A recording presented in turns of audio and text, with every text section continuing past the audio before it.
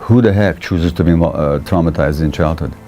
The addiction then is an attempt to soothe the pain that's imposed by childhood trauma. Nobody wakes up in the morning and says, my ambition is to become a drug addict and break the law.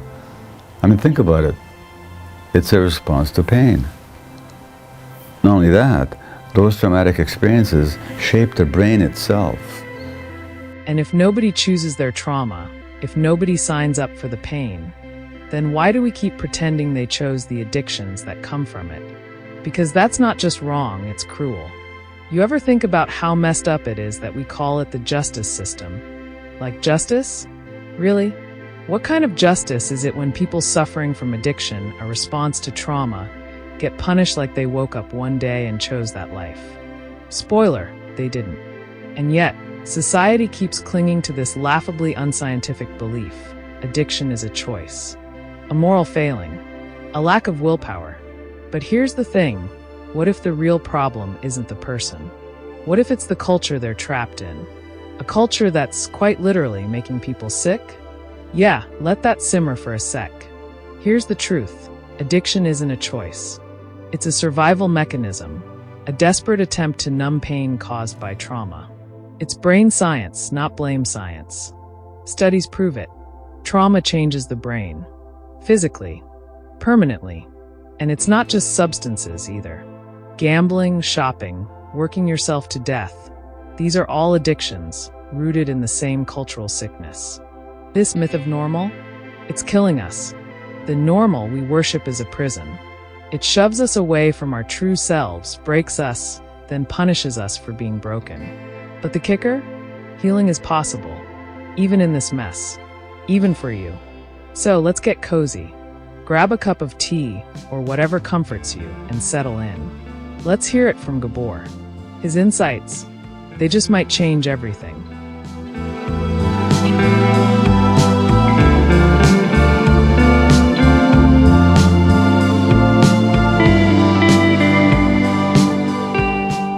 What's rightly called the criminal justice system, because it is a criminal system. The criminal justice system, in its criminality, makes the utterly unscientific, unfounded, and false assumption that people choose to be addicted. Now, first of all, I've worked with severely drug-addicted people in Vancouver's downtown east side. The Western world's most notorious area of drug use, by the way, is in Vancouver's downtown east side. In my 12 years of work there, I met not a single female patient who had not been sexually abused as a child. Now, who the heck chooses to be sexually abused as a child? All the men had been severely traumatized in multiple ways. Who the heck chooses to be traumatized in childhood? The addiction then is an attempt to soothe the pain that's imposed by childhood trauma. Nobody wakes up in the morning and says, my ambition is to become a drug addict and break the law. I mean, think about it. It's a response to pain. Not only that, those traumatic experiences shape the brain itself, the physiology of essential brain circuits, in a way that'll bias that brain towards addictive behaviors, including with substances.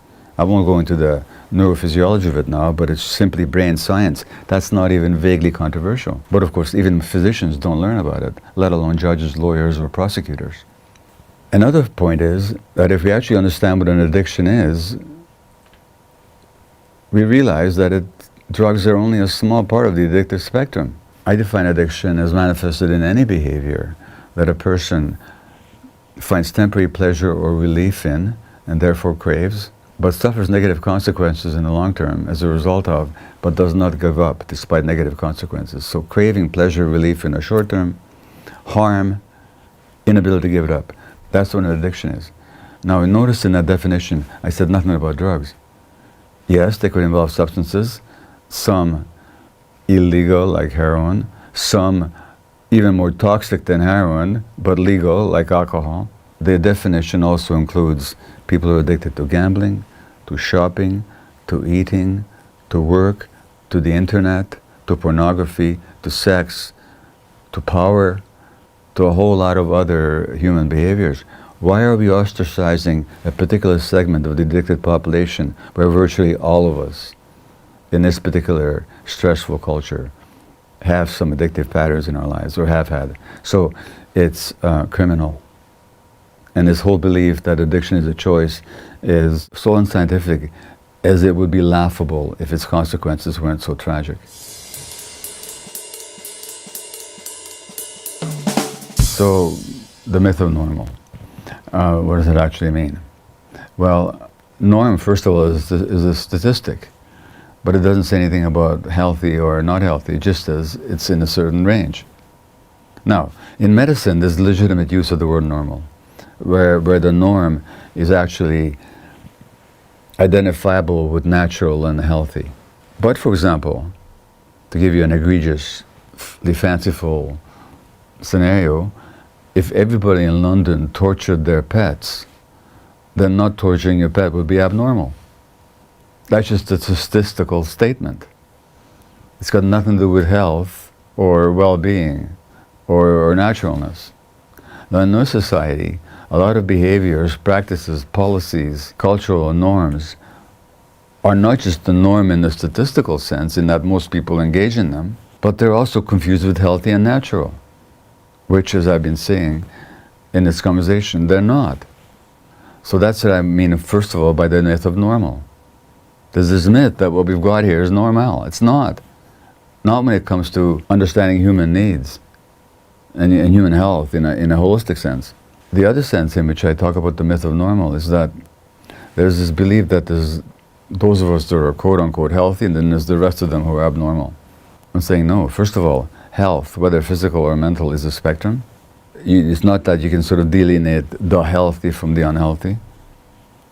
These are normal, these are not normal. That's a very dangerous game, number one. Number two, the illnesses of body and mind are actually normal responses to an abnormal cultural milieu. The fact about human beings is that we're not solitary, isolated creatures, either physiologically or psychologically, emotionally or spiritually.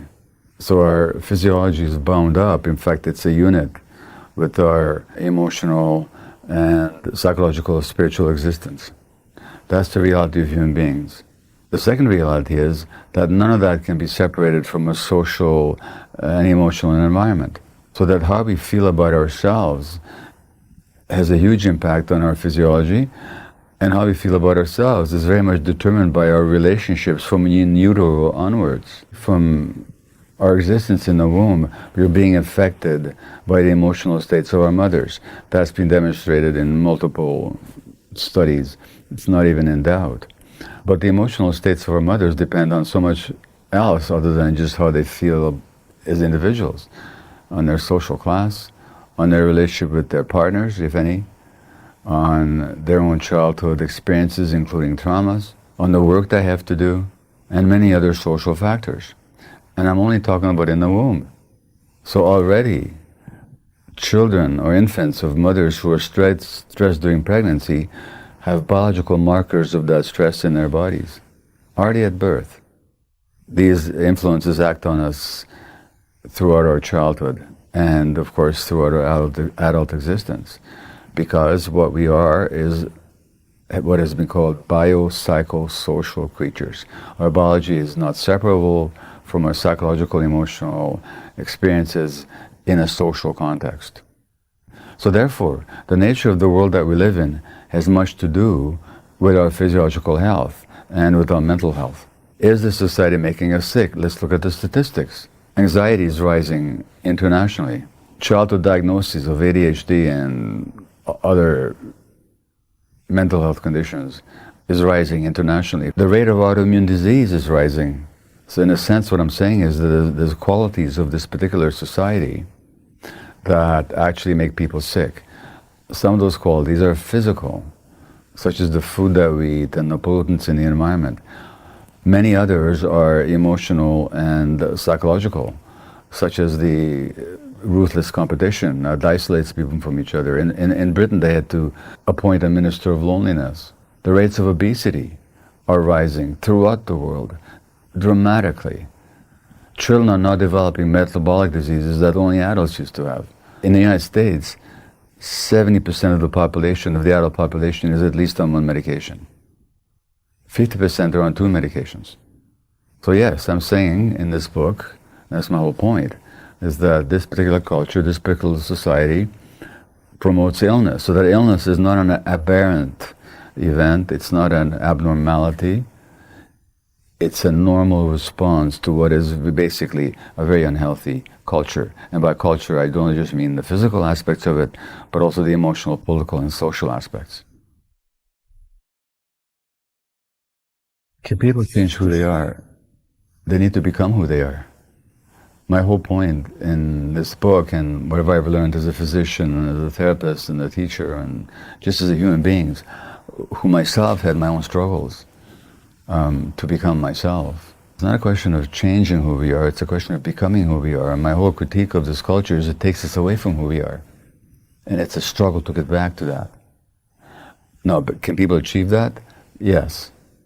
I can tell you personally, the answer is yes. Not that I'm claiming to be a fully cooked meal, but I'm certainly much more ripe than I used to be, in a very positive sense. I've seen all kinds of transformations in people. I've seen people with significant illnesses find in that disease some teaching that led them back to themselves, which actually promoted their healing. Can people change to become themselves? The answer is very much yes. In fact, it's a need of human beings. And when we're alienated from who we are, disconnected from who we are, we suffer.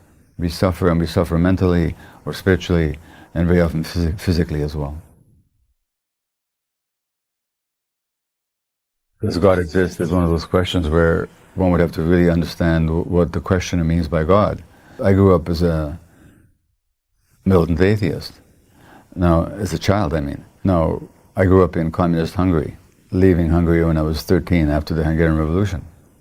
There was a joke in Eastern Europe. You could be honest and intelligent or a member of the Communist Party. In fact, you could be any two of those three things, but not all three at the same time. If you're honest and intelligent, you couldn't belong to the party. If you're honest and belong to the party, you couldn't be very intelligent, and so on. And I had the same relationship to God.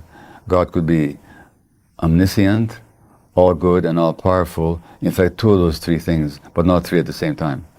If God was all powerful and all good, then He doesn't know very much. Otherwise, why did He let my grandparents die in Auschwitz? And why did I, almost as an infant, end up in an oven myself? So He could be all good and all powerful, but He can't know much. Or He can be all powerful and all knowing, but they can't be very good. And so on.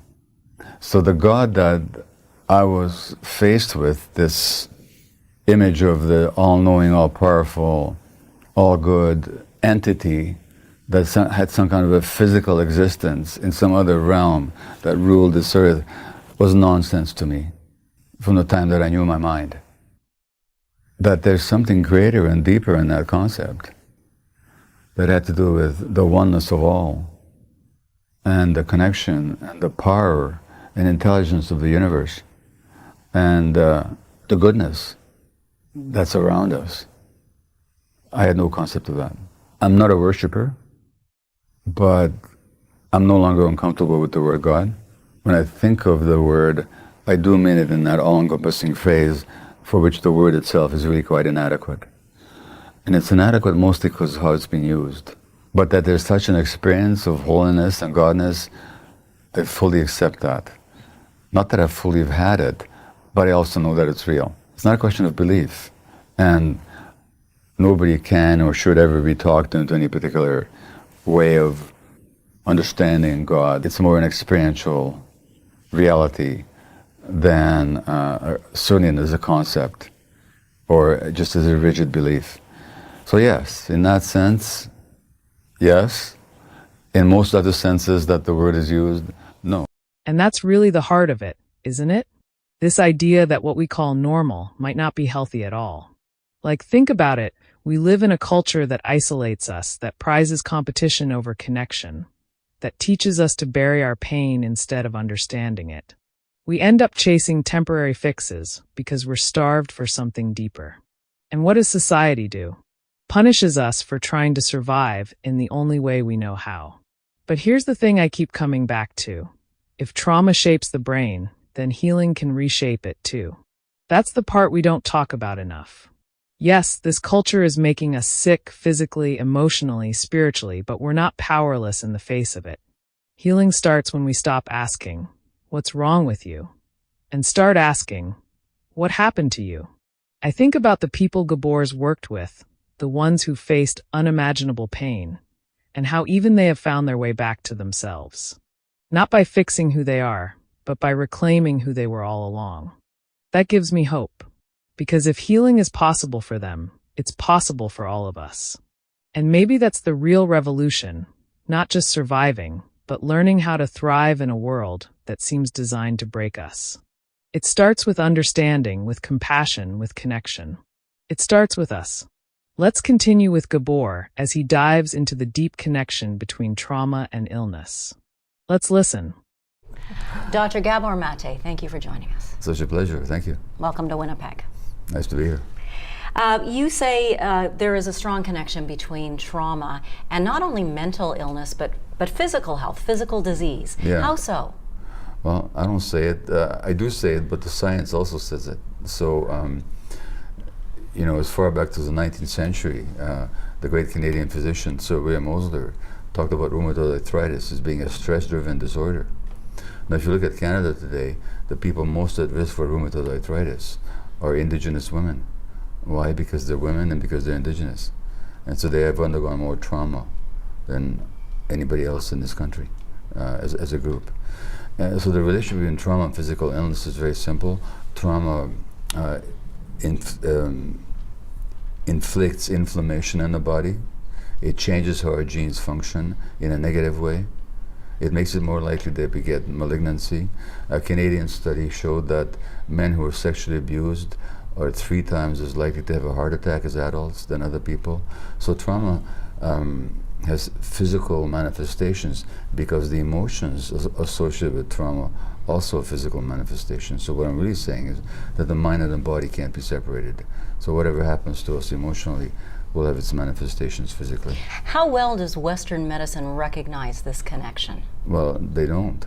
The average medical student, despite all the evidence linking multiple sclerosis, malignancy, breast cancer, rheumatoid arthritis, autoimmune disease in general, mental illnesses in general, to trauma, the average medical student in this country does not receive a single lecture on trauma and its relationship to illness, which is astonishing.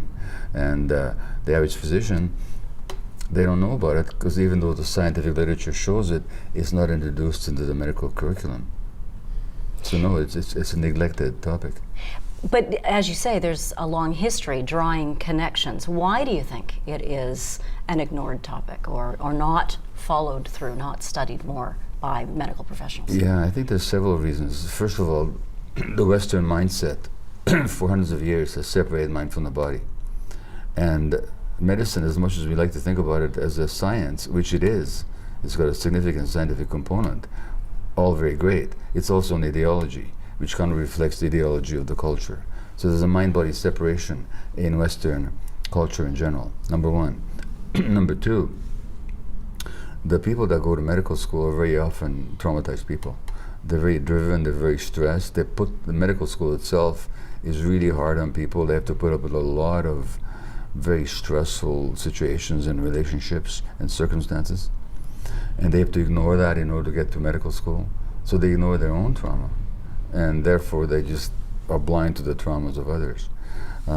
Number three, the research that is presented in a lot of the medical journals is funded by people who profit from the research, which is to say the pharmaceutical companies. There's lots of profit to be made from coming up with a new antidepressant, but there's no profit to be made in studying how to deal with the trauma that caused the depression in the first place. So that's the literature that doctors see, even though very frequently there are articles in the medical literature relating trauma and stress to illness. They tend to be ignored because the physicians don't know what to do with it. For example, there was a study 3 years ago that showed that women with severe post-traumatic stress disorder have double the risk of ovarian cancer.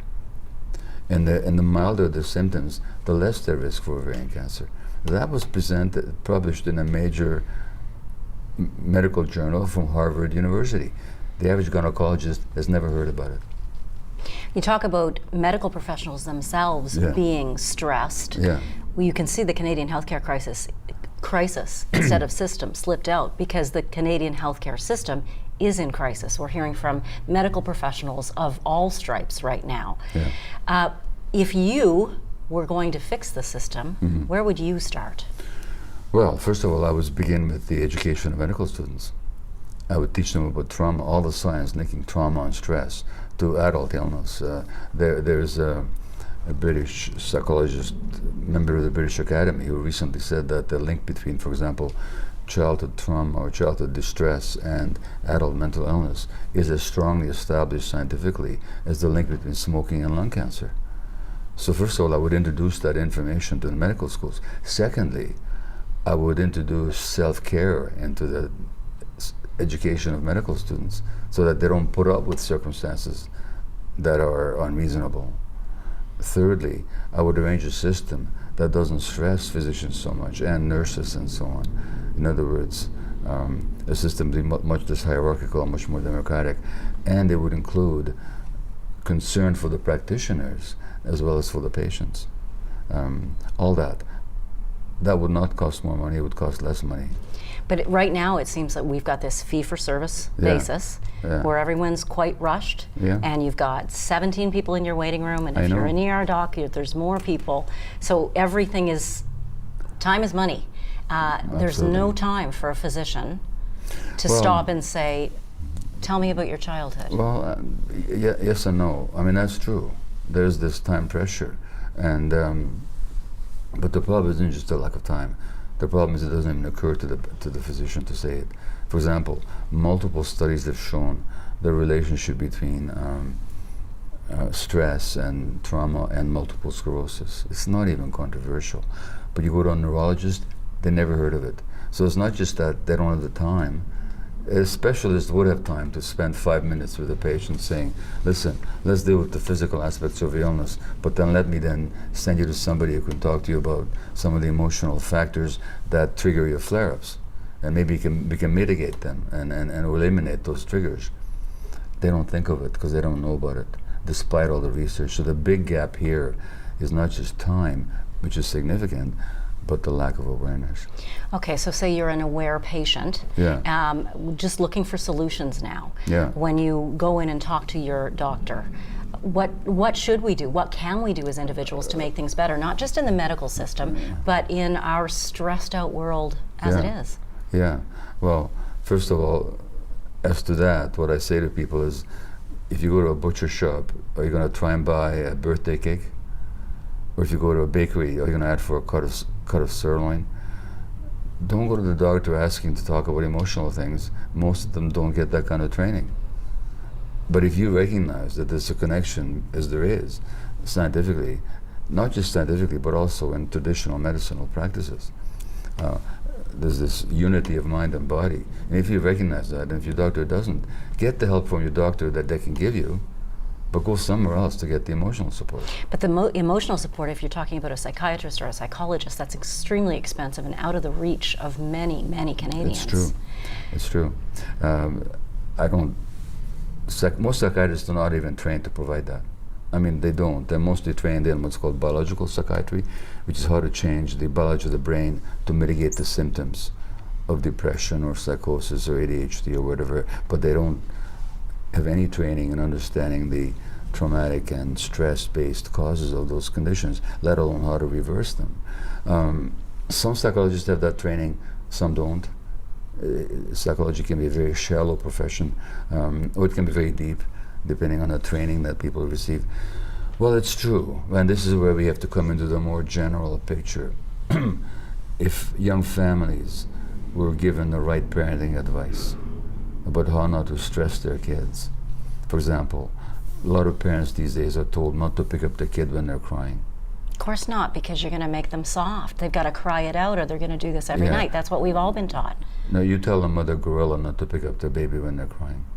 Or tell a mother dog to ignore their infant's distress.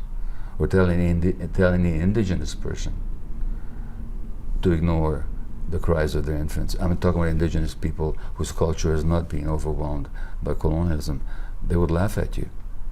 They pick up their kids all the time. They don't let their kids cry. Crying is because the child is stressed, because the child wants the connection. When you don't give the child the connection they need, you're actually flooding their brain with cortisol, which interferes with brain development. So actually, the way to make kids independent and resilient is to meet their needs. Then they'll develop independence and resilience as a matter of nature.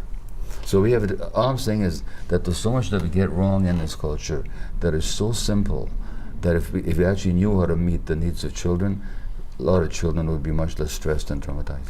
There is a lot in the book about our toxic culture, and there's an awful lot about that seems overwhelming. How do we change it? I mean, I can hear parents now feeling guilty about the times they let their children cry and thinking, well, I've got to go to work. I can't possibly. Where do we start? Well, first of all, let's deal with the guilt. Nobody deliberately hurts their children. Most parents, even parents who are harsh with their kids, basically love their kids. They just don't know any better. So let's drop the guilt. I used to be one of these parents. I passed on my trauma to my own children. I didn't do it deliberately. I didn't know I was doing it. So guilt, responsibility is good, but guilt is just toxic. So I won't recommend guilt to begin with. What was the second part of your question? Where do we start to make it better? It's overwhelming, and I know there is optimism in your book. Yeah, but why you gotta look for it. Why is it overwhelming, I wonder? Because it's so much. It seems pervasive. It's in every sector of everything it feels. Well, that's the point. We have to get that what we think is normal in this culture is neither natural nor healthy. So first we have to understand the problem. Once you understand the problem, the solutions are not that difficult. How about prenatal care, where mothers' emotional needs are looked at as well as their physical needs? Because we know that stress on pregnant women has an impact on the infant in the uterus, a negative impact. How about we start with that? How about we start with teaching young parents how to meet the needs of children, actually teaching them about the needs of children in the first place, so that we don't try to fit the kid into our model of what they should be like, but we meet the child's needs so that their development can be natural and unfold along the ways that their own particular nature intended for them. Those kids will be resilient, they'll be independent. How about if we teach our teachers that a lot of the behaviors that upset them in the classroom are not bad behaviors, but the signs of stressed brains in our children? And so that the way to respond to them is not with punishment and control, but with actually compassion and understanding. These are very basic ideas. How about teaching medical students again about the relationship between trauma and physiology, between stress and physiology? These are simple concepts, and again, they would save us a whole lot of money. How about teaching our legal system? I mean, look at the Canadian legal system. It's an outrage. 50% of the women in this jail in this country are Indigenous. They make up 5% of the female population. Why? Because they're the most traumatized segment. How about if the average lawyer was taught a little bit about trauma? How about the judges understood that what they're dealing with is trauma? They don't get a single lecture on it in their education. In other words, how about if we introduce some rational wisdom into the education of physicians, teachers, lawyers, let alone politicians, you know? It wouldn't be as overwhelming as it seems. So you still have optimism? I'm with Noam Chomsky. Chomsky was once asked, is he an optimist or a pessimist? He says, well, strategically I'm an optimist and tactically I'm a pessimist. And what he means by that is that in the short term it's getting worse. But in the long term, I believe in human beings. I believe in that human beings have the capacity to heal. And I've seen lots of examples of that in my own personal life. I've experienced the healing myself from my own trauma to a significant degree. I believe in human goodness, despite all the evidence to the contrary. So I believe that we could do much better, yeah. We have to try. Thank you so much. Thank you, sir. My pleasure. And isn't that just it? The way trauma quietly weaves itself into the very fabric of our lives, our health, our systems, and even the way we raise our kids. Gabor's insights remind us that what we often take as normal in this culture isn't natural or healthy. It's a system that perpetuates stress, ignores its roots, and punishes the most vulnerable. But there's hope, real, actionable hope, in understanding the problem and making changes, one step at a time. And here's the takeaway. The ripple effects of trauma are everywhere, in our health, our relationships, our systems, and even our culture. But what Gabor Mate shows us is that understanding this isn't just about pointing out the flaws. It's about finding the cracks where the light can get in. Change starts with awareness. It starts with recognizing that what we call normal often isn't, and that healing is possible when we choose compassion over judgment, connection over isolation, and wisdom over blind tradition. This isn't just about fixing individuals. It's about transforming the systems that shape us all. So, what do you think? What steps can you take in your own life, or in your community, to break the cycle of stress and trauma? Let's keep this conversation alive together. If this resonated with you, hit that subscribe button and join us here on Inside Serene. Let's keep exploring, questioning, and uncovering the paths to a healthier, more compassionate world. See you in the next one.